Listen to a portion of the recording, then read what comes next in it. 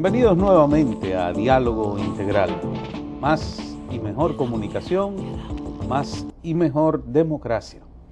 Bienvenido, Danilo Climen. Bienvenido, Andrés Cirujo. Aquí, bueno, después de un periodo de mucha incertidumbre por lo de la tormenta, a propósito del último tema que tratamos. Sí, parece que las amenazas de nuevos fenómenos, eventos atmosféricos se van a mantener. De hecho, había sido avisorada esta como una etapa huracánica muy activa y así se ha mantenido. Por lo que va a pasar, estos últimos años han sido de intensas lluvias. Y estamos en el periodo fijo de lo que es la temporada pico, dentro de lo que es el periodo ciclónico en el Atlántico Norte al que pertenecemos en este caso. Los meses de agosto y septiembre están históricamente ubicados en el pico, o sea, la zona de mayor actividad o el periodo en el cual más huracanes o tormentas tropicales se forman y tocan la región. En el programa anterior que estuvimos contando con el ingeniero Santiago Muñoz, quien es miembro del Sistema Geológico Nacional, el coordinador general de este sistema, y estuvimos hablando del área del lago Enriquillo, toda esa parte, todo lo que tiene que ver con las explicaciones ya más científico-técnicas sobre el problema del crecimiento tanto del lago Enriquillo como del lago Azuay, que está allá en la parte haitiana, pero que están bastante próximos. Estuvimos enfocando mucho por qué, las razones del fenómeno, cómo se expresaba, incluso qué perspectiva tenía de que se pudiera revertir, de que se pudiera frenar ese proceso de desbordamiento y crecimiento de las aguas en esa zona. Pero bueno, la explicación, ciertamente la expectativa no luce muy... No, me ha llamado la atención que creo que la Universidad de Nueva York, junto con el Instituto Tecnológico de Santo Domingo, han encaminado una investigación a profundidad sobre del fenómeno de crecimiento del lago que está impactando en la región y amenaza con producirse severos cambios sociales, demográficos, en la estructura productiva y poblacionales de la zona. Nosotros estamos en la expectativa de que toda esa región, una vasta región, que tiene problemas, es una de grandes niveles de miseria y de una agricultura que a veces tiene asimetría, o sea, porque hay microclimas y hay espacios que son productivos, otros no.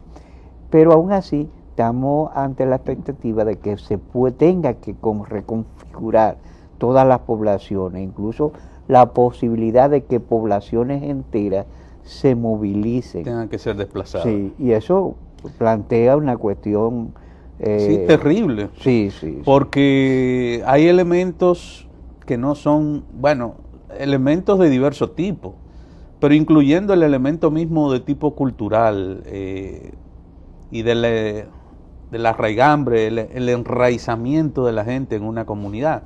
Hay familias que, si bien en el país se ha producido o hay un proceso muy largo de una migración interna hacia las grandes ciudades, sobre todo hacia la capital, pero particularmente, por ejemplo, la comunidad de Jimaní, una zona fronteriza que tiene importancia desde el punto de vista incluso de la seguridad nacional, entendida en el criterio más amplio y más oficial, porque se trata de una comunidad fronteriza.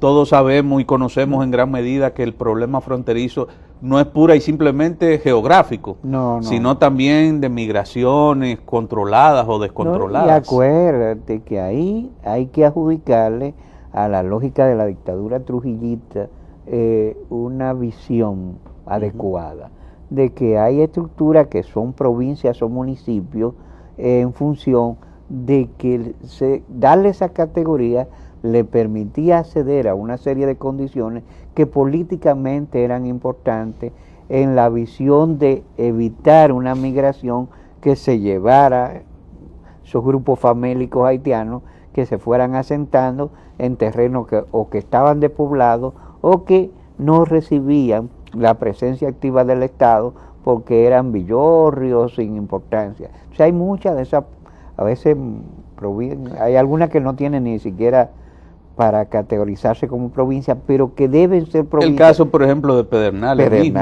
que tiene, bueno, quizá un par de cuadras de la capital, en algunos barrios muy populosos, tiene más población que toda la provincia de Pedernales. Claro, claro. Es la más baja ocupación de densidad Pero además de eso, recuerdo que leía en el caso de las leyes agrarias y todo lo que está ligado a la agricultura en el país, en la universidad, el hecho de que en esas comunidades, y no tanto, no sé si en Jimaní, pero por ejemplo en Dajabón y Elías Piña, hubo otra de esas comunidades que incluso en tiempo de Trujillo se establecieron aquellas famosas colonias agrícolas, ¿verdad? Donde incluso se hizo contratos con países extranjeros, con Japón, con los españoles, con Hungría incluso, para establecer colonias, de manera que mucha gente que estaba saliendo de esos países en aquellos momentos por asunto de la guerra, por asunto de las epidemias también que quedaron después de la guerra, mucha de esa gente quería migrar y se contrató de estado a estado, de tal suerte que, bueno, esa gente se le iba a entregar terrenos que con el tiempo incluso pasarían a ser de su propiedad, pero para que también un poco se convirtieran en un elemento de aliento, de incentivo a la producción agrícola en esas comunidades. Y de modernización. Que los mismos dominicanos no querían estar por ahí muchas veces. Bueno, la guardia en ese tiempo, estar en la frontera era un castigo realmente. Bueno, con el sistema de colonia, a los guardias le daban creo que 25 tareas de tierra, se las sembraban de maíz, le daban la primera rotura, maní, la primera rotura, y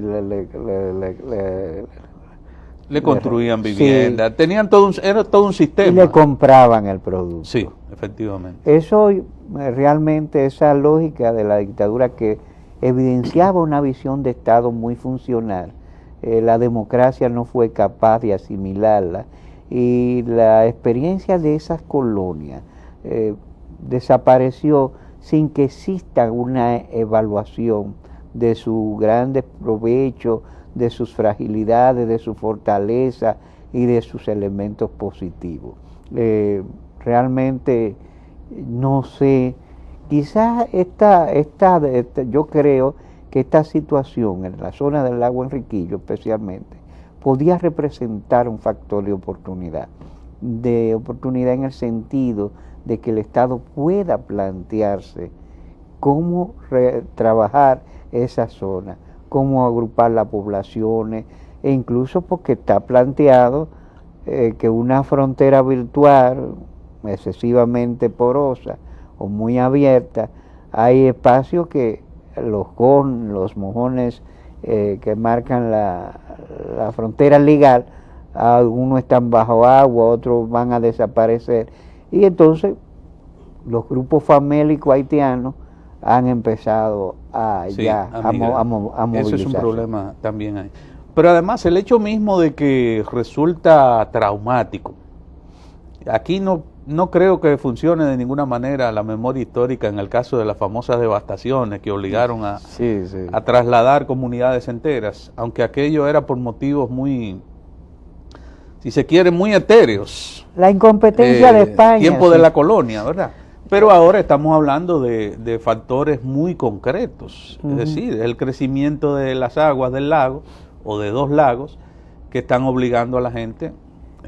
Lo tienen pegado de la pared a la mayoría. Incluso hay edificios públicos bajo agua, de aduana y otras. Entonces todo eso me parece sí que también es una oportunidad forzada, pero es una oportunidad de que los organismos de planeación, de planificación del Estado, los organismos de socorro, utilicen, yo pienso que esta circunstancia azarosa, dañina, nadie la quiere, ni la quiso, ni la provocó, son fenómenos de la naturaleza, pero pudiera ello servir para que entonces sí el Estado ensayara una práctica de, digamos, como está prácticamente a boca de jarro planteado ahora. Es decir, casi la necesidad imperiosa de trasladar a toda una comunidad.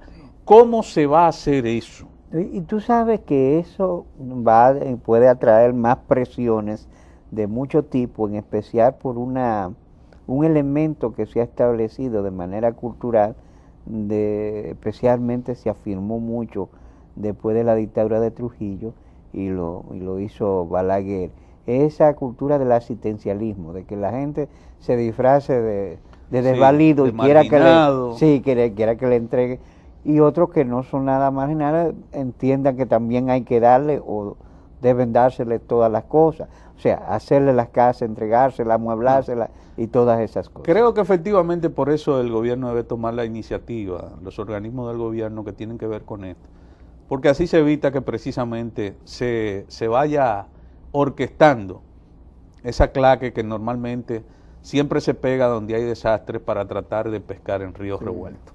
Y necesitamos hacer entonces también ahora una pausa. De todas las vocaciones, la vocación política es la más noble. De todas las profesiones, la profesión política es la más vil.